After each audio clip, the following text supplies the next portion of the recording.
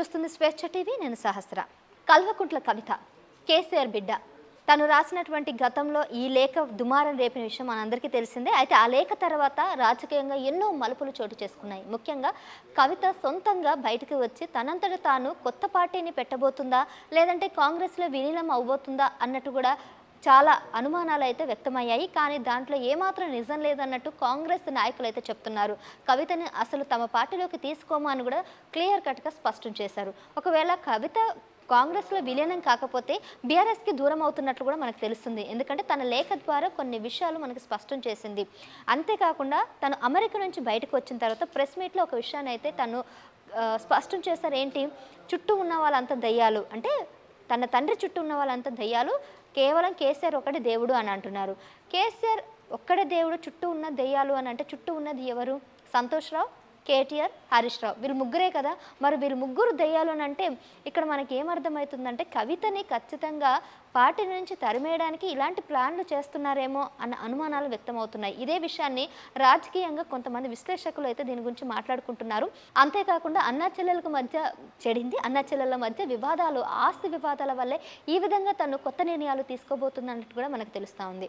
అయితే తను బయటకు వచ్చిన తర్వాత తను తీసుకున్న ఒకే ఒక నిర్ణయం ఫస్ట్ ఒకటే ఏంటంటే, అమెరికా నుంచి వచ్చిన తర్వాత తను తీసుకున్న నిర్ణయం కేవలం తాను బయటకు వచ్చి నేను సపరేటు అని చెప్పడానికి ఈ విధంగా తెలంగాణ జాగృతి కొత్త కార్యాలయాన్ని ఏర్పాటు చేయడం. మరి ఈ కొత్త కార్యాలయాన్ని ఏర్పాటుకి గల కారణాలు చాలా ఉన్నా కానీ మరి ఇదే కార్యాలయం రేపొద్దున మరో కొత్త పార్టీకి నాంది అవ్వబోతుందా అంటే అవుననే సమాధానం వస్తున్నాయి కొన్ని రాజకీయ విశ్లేషకుల ద్వారా.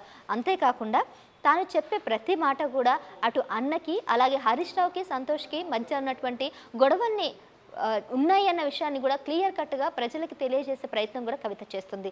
ఇంత జరుగుతున్నా కానీ కేసీఆర్ ఎందుకు సైలెంట్గా ఉన్నారనే విషయాలు ఇంకా మనం మాట్లాడాల్సింది ఉంది. ఎందుకంటే గతంలో కూడా తను జైలుకి వెళ్ళినప్పుడు కేసీఆర్ ఒక్క మాట కూడా బయటకు వచ్చి ప్రెస్ మీట్ ఇవ్వలేదు. ఎక్కడ కూడా మాట్లాడినటువంటి ఎక్కడ కూడా తను దీని గురించి మాట్లాడినటువంటి సందర్భాలు లేవు. ఇప్పుడు రీసెంట్గా తన లేఖ గురించి కవిత మాట్లాడింది, కేటీఆర్ మాట్లాడు, కానీ కేసీఆర్ ఎక్కడ మాట్లాడలేదు.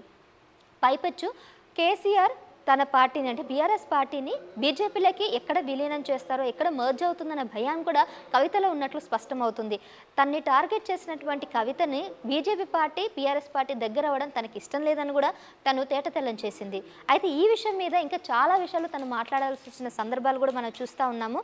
అయితే ఇప్పుడు ఈ విషయం మీద రేపొద్దున ఇందిరా పార్క్ దగ్గర కూడా తను ఒక నిరసన కార్యక్రమాన్ని ఏర్పాటు చేస్తుంది. మరి ఈ నిరసన కార్యక్రమం తను రాబోతున్నటువంటి ఇందిరా పార్క్లో జరుగుతున్నటువంటి తన ధర్నా ఎందుకు చేస్తుంది, ఎవరి కోసం చేస్తుంది, తన ఉద్దేశం ఏంటి, తన ఎజెండా ఏంటి అనే విషయాలన్నీ కూడా ఆ రోజు మనకు పూర్తిగా అయితే తెలియబోతున్నాయి.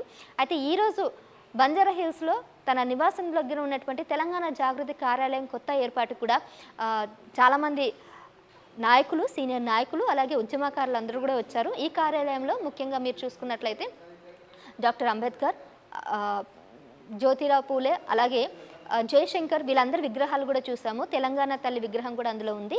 ఇంతమంది విగ్రహాలను అక్కడ ఏర్పాటు చేసి తను ఈ కార్యక్రమాన్ని అయితే చాలా చక్కగా నిర్వహించారు. ఆ కార్యక్రమంతో పాటు తను తీసుకునే నిర్ణయాలను కూడా నెక్స్ట్ రాబోయే జూన్ 4వ తారీఖున ఇందిరా పార్క్ దగ్గర తన ధర్నా ద్వారా అవన్నీ మొత్తం కూడా క్లియర్గా చెప్తానని కూడా ఈరోజు అయితే ఒక స్టేట్మెంట్ ఇచ్చింది. మరి చూద్దాం కవిత తీసుకునే నిర్ణయాలు రాజకీయంగా ఎటువంటి మలుపు తిరుగుతుందో, ఏ విధంగా బీఆర్ఎస్లో ఎలాంటి చిచ్చు పెడుతుందనే విషయాలు కూడా మనకి జూన్ 4th తర్వాత తెలుస్తుంది.